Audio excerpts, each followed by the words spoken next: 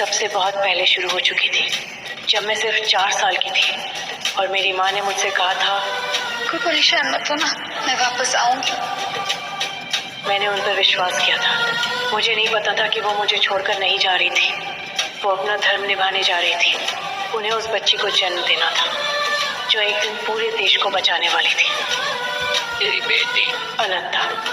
लेकिन मैं उस समय छोटी थी। माँ, मुझे छोड़ के मत जाओ, मुझे बहुत डर लग रहा है। मुझे धर्म नहीं समझ आता था। मुझे सिर्फ इतना पता था कि मेरी माँ जा रही है और उन्होंने मुझसे वादा किया है कि वो वापस आएंगी। मैं इंतजार करती रही। 1 दिन, 2 दिन, 1 हफ्ता, फिर कई हफ्ते मैं उस गुफा में बैठी रही। हर आहट पर मुझे लगता माँ आ गई। हर आवाज पर मैं बाहर भागती, लेकिन वो कभी नहीं आई। मुझे नहीं पता था कि मेरी माँ लौटना चाहती थी, लेकिन किस्मत ने उन्हें मौका ही नहीं दिया।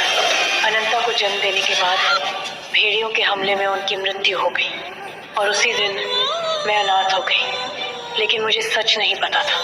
मुझे सिर्फ इतना पता था कि मेरी माँ वापस नहीं आई। फिर एक दिन मेरी जिंदगी में एरोल आया। उसने मुझे सहारा दिया, मुझे अपने साथ रखा और धीरे धीरे उसने मेरे मन में एक जहर भर दिया। उसने मुझे यकीन दिलाया कि मेरी माँ ने मुझे छोड़ दिया, कि मेरी माँ ने मुझे नहीं, अनंता को चुना, कि मेरी माँ के लिए मैं कभी महत्वपूर्ण थी ही नहीं। धीरे धीरे मेरा इंतज़ार नफरत में बदल गया, मेरा प्यार गुस्से में बदल गया और मेरी मासूमियत बदले में सालों तक मेरा खून एक प्रयोग के लिए इस्तेमाल किया गया।